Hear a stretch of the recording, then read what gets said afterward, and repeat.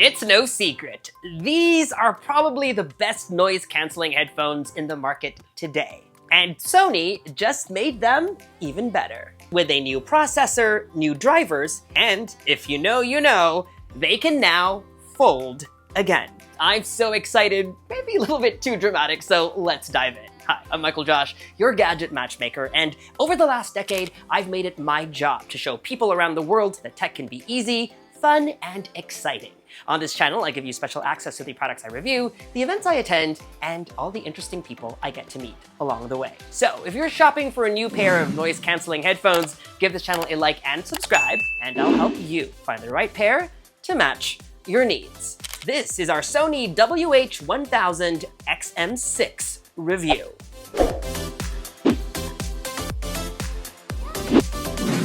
It's been years since Sony updated their popular WH-1000 series of noise-canceling headphones. The arrival of the XM5 in 2022 came with a lukewarm reception. Some loved its sleek new design, but were disappointed that it wasn't as compact. Others loved the improved audio and noise cancellation, but missed the deep bass that the XM4s produce. Today, we'll find out if we have a true winner in our hands, but first, a quick unboxing.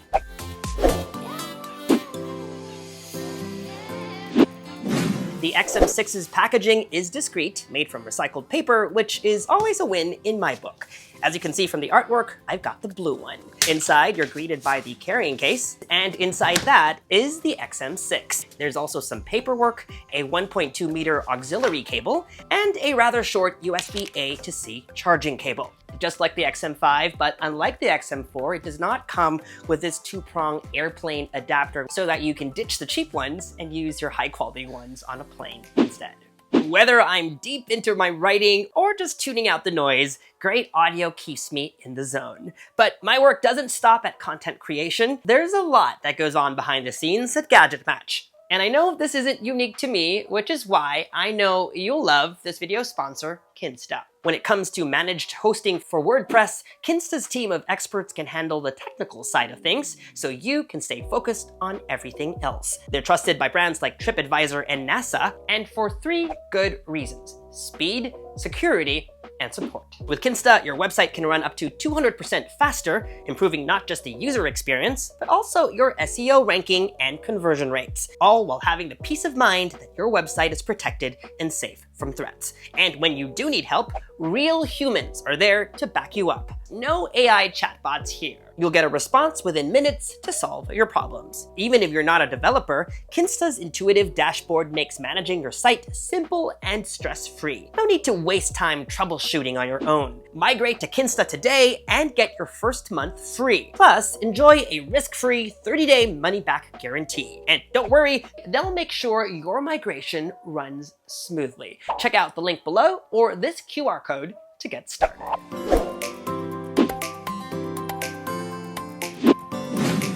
Okay, now that that's out of the way, let's take a closer look. At first glance, the new XM6 looks very much like the XM5. To avoid any confusion, in these next few clips, the XM6 is blue, the XM5 is black. The biggest design change addresses everyone's complaint about the XM5s.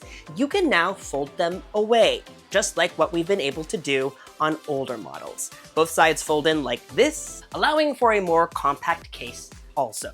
More on that in a bit.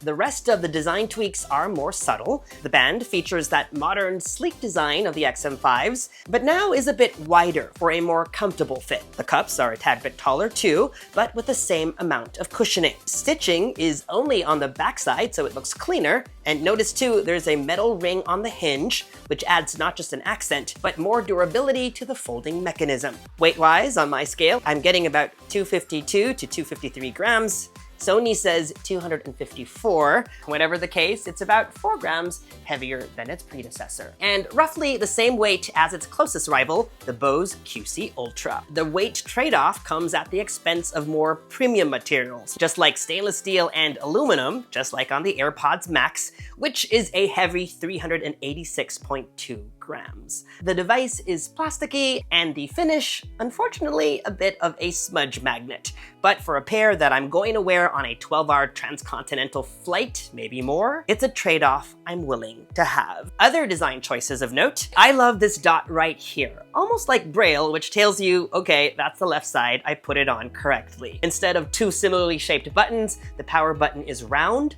while the button to toggle between noise cancellation and ambient mode is like a stick. Because they're two different shapes, it's easy to tell between the two when you're trying to do something. Finally, if you're not familiar, there are no physical buttons for volume control. Instead, the right cup has a built-in touch surface. You swipe up and down to control volume, double tap to press and play, or answer end a call, swipe forward to skip to the next track, and swipe back to go to the previous one. You can also tap and hold to bring up the voice assistant, or rest your palm on it to temporarily switch out of noise cancellation mode. Say you want to be able to hear or talk to someone. Sony calls it quick attention mode. In terms of ports, you get USB-C for charging, and in case you're wondering, it's for charging only. You can't use it for audio, but you can now charge and use them at the same time. Finally, there's a full-size 3.5mm headphone jack. Because you can now fold them again, the carrying case is smaller than its predecessor, but still not as small as the ones on the XM4s, which I still prefer. But I like its new magnetic lock mechanism. You save so much time by not having to unzip your case every time you want to take them out. The cases, by the way, are color matched to the headphones, which, by the way, are available in black, blue, and silver, which is a cream white color. Because portability is of utmost importance to me, I probably will still ditch the case and throw them in a drawstring pouch like this, and then chuck them into my bag. The Sony XM6s are probably the most comfortable noise-canceling headphones I have ever worn. The cushioning is soft and plush, and it embraces my ears quite well. The clamping force is strong enough to provide a light seal, but not too much where it feels like it might give you a light headache. The ear cups envelop my ears well, and there's enough depth so your ears don't feel squished. In the week that I've been reviewing them, there have been days where I've had them on for several hours and I didn't feel a sense of relief from suffocation after taking them off. Lastly, when you have them hanging around your neck, the good news is that you can now have the cups facing inward again, the way they should be. While incredibly popular and consistently on top of many reviewers' lists, fun fact, the Sony XM3, XM4, and XM5s all use the same QN1 processor. Why change it if it ain't broke, right? Well, I guess not until you can come up with something better. And looks like the time is ripe for that. This time around, in an effort to improve noise cancellation, Sony is giving the XM6 a new QN3 chip, which they say is 7 times faster, which is a must for all the real-time analysis and AI optimizations that these guys do in the background. The chip powers a new adaptive noise cancelling optimizer, which consistently monitors air pressure among other environmental factors, so it can provide the best kind of noise cancellation given your current surroundings. So whether you're 30,000 feet in the air or walking down a windy street, it's constantly adjusting the noise cancellation based on air pressure, ambient noise, and even movement. That's a big leap from the older Auto NC, which basically just changed modes based on location or routine. They've also added 4 additional microphones from 8 to 12, and in my tests across both airplane and street noise sounds, the XM6 consistently offered the most satisfying ANC experience, compared to the AirPods Max, Bose QC Ultra, and the older XM5. For me, the XM6 and the AirPods Max are probably the best in terms of noise cancellation. Particularly, that's removing hum, fan noise, and high-frequency beeps with ease. The only difference is that it does it with a sort of softness that makes the whole world feel like it's turned down but not erased. In contrast, the AirPods Max create a sharper kind of silence. It's clean, it's surgical, sometimes surreal. It's very impressive, don't get me wrong, but sometimes almost emotionally detached.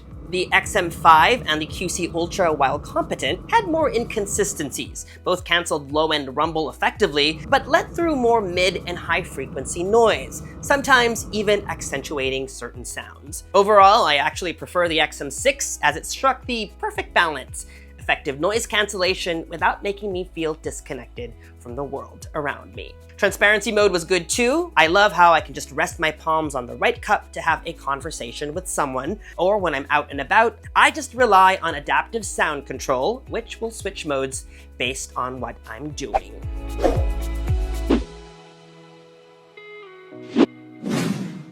Sony says they've added 2 additional beamforming mics for a total of 6. Beamforming is a technique in which mic sensitivity is focused like a beam in a straight line towards a specific direction. In this case, it's towards your mouth. So while the XM6 blocks out surrounding noise, it can also make sure that your voice pickup is clearer.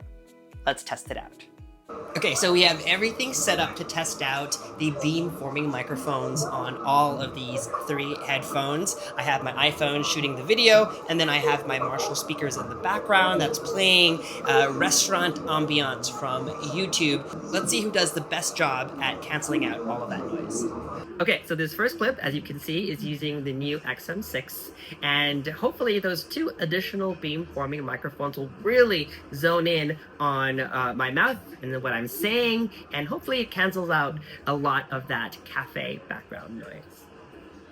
Okay, clip number 2. We've switched over to the Bose QC Ultra, and this recording, again, is using the built-in microphones on these headphones. The restaurant ambiance is still playing. Let me know if you hear a difference and which microphones sound better. And last but not the least, Apple's AirPods Max. The audio that you're hearing is from the microphones on these headphones. Restaurant ambiance is still playing in the background. And now, after we've done 3 different noise canceling headphones, I would love to know which one sounds the best. Soon after. Okay, so we've listened to the clips a couple of times, and I have to say, when it comes to removing all of that background noise, the person on the other end won't hear what's actually going on. It's these guys. It was pretty much a clean, quiet room from the sounds of it. However, I will say those additional beamforming microphones on the XM6s also did their job. I think in terms of my audio, I sounded the best on these ones. But let me know which of the 3 clips you appreciated or you liked the most down below.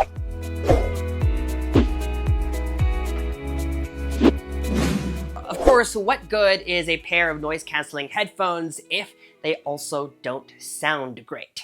And I know from the point of a casual user, most headphones will sound good. But for those who really want to get into the weeds, I spent a full day on a test comparing the XM4 versus the XM5 versus the XM6, the last 3 generations of Sony's WH-1000s, as well as against their closest rivals, the Bose QC Ultra and Apple's AirPods Max. First, let's talk about what has changed. Sony is promising a better, more balanced sound overall, with richer details and clearer vocals, thanks to a new 30mm driver that has a more rigid dome and a perforated voice coil bobbin, as well as tuning by mastering engineers. I know some fans did not like the step down from that 40mm driver on the XM4 to the 30mm driver on the XM5 because it came at the cost of bass reproduction. I personally still prefer the XM5s over the XM4s because that clarity really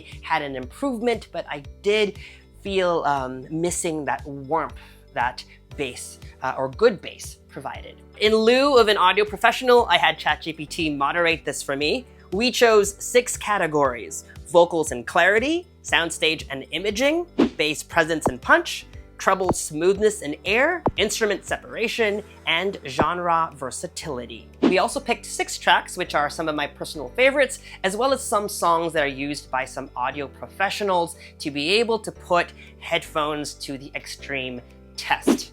These tracks were Adele's Easy On Me, Hans Zimmer's Time, Billie Eilish's Bad Guy, Daft Punk's Contact, Radiohead's Weird Fisher's Arpeggi, and The Weeknd's Blinding Lights. If you'd like to conduct your own test, I'll put a link to my full article on GadgetMatch.com where I include my methodology, the track names, timestamps, and as well as what to look for in each track, as well as my full findings. They'll all be down below, and then I'd love to hear what you guys think, if you agree or disagree with me. But in terms of brevity, let's just summarize my findings from a full day of listening to music. I now understand why people love the XM4s. They deliver the most bass out of all the headphones I tested, and that's partly thanks to their large 40mm drivers. But bass isn't just about thumps and oomph. You also want to be able to hear the nuance of the instruments that create these lower range sounds. That's where the XM4 starts to fall short. It lacks detail and separation. I gave the XM4 an average score of 3.13. Sony improved on that with the XM5, while reducing the driver size to 30mm did take away from some of that warmth and bass presence. I found the tuning to be more refined. If you're someone who likes to listen to different genres and prefer a more balanced sound, then you'll definitely prefer the XM5s thanks to its cleaner, more versatile sound, but it still feels like a more transitional step. The XM5 scored an average of 3.66. Then came the XM6. And right off the bat, I've gotta say, I was thoroughly impressed. Even with the same 30mm driver size, the new driver design and tuning changes made a huge difference. Across the board, you'll get a more balanced frequency range, strong separation, and excellent clarity. Vocals and instruments both stand out on their own. The highs feel airy, the bass has warmth, and more importantly, nothing gets muddy. And with more complex tracks like Radiohead's Weird Fishes, the XM6 didn't just hold its ground, it let each instrument breathe. That kind of layering is something you'd usually associate with wired or open back headphones. The XM6 earned my highest score overall, 4.25. Okay, now that we've done the all Sony comparison, how does it then compare to the Bose QC Ultra and the Apple AirPods Max? Bose's QC Ultra lives up to its reputation for clean, neutral sound, but what surprised me the most about these is something I thought of as an intangible, a visceral reaction to the music that I was listening to while wearing these. For example, listening to Blinding Lights, this was the headphone that made me want to close my eyes and dance. It wasn't always the most detailed, separation wasn't as sharp, and sometimes compared to the XM6, it was a little bit too polite. But it was often the most musical. The energy I felt listening to these was unmatched. Still, it was incredibly strong overall, scoring 4.16. Finally, the AirPods Max were also a standout. Apple's tuning is excellent, and the fact that these headphones haven't been updated in many years makes it even more impressive. Everything sounds great out of the box with studio-like balance and clarity. But what truly sets them apart is Apple's spatial audio. On Dolby Atmos tracks, the effect is native, and even when you're listening to regular stereo content, Apple uses AI to create spatialized stereo and personalized spatial audio. With these enabled, it genuinely feels like you're in the same room as the artist. The experience is immersive, dimensional, and unlike anything else in this lineup. On the XM6, Sony actually does something similar. They call it spatial upmixing, and it's available in cinema mode regardless of what kind of content you're listening to. But in my tests, it doesn't seem to reach the same level as the AirPods Max, and it often comes at the expense of clarity. My only real critique of the AirPods Max is at times they lacked a bit of energy. But despite that, they were my second highest score at 4.21, just a hair behind the XM6. And just to reiterate, all of these scores just refer to audio quality.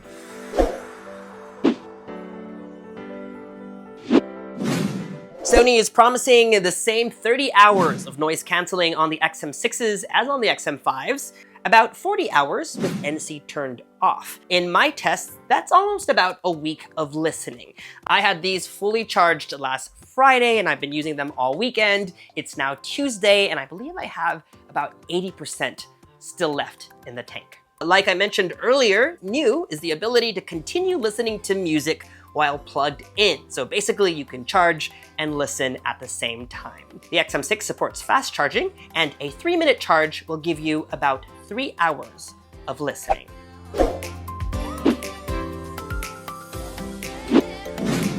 To dive into all the features and settings of the XM6, you'll need Sony's Sound Connect app, available for both iOS and Android. From here, you'll be able to switch between ambient and noise cancellation modes, listening modes, dive into custom equalizer controls, among other device settings, and this is where you'll be able to find adaptive sound control, which can automatically handle switching between modes for you based on what it feels you need. While you can pair the XM6 to multiple devices, it can keep track of 2 devices so that you don't have to manually connect and disconnect from them at the same time. Say you're listening to music on your iPhone, you can also have them connected to your MacBook Pro at the same time.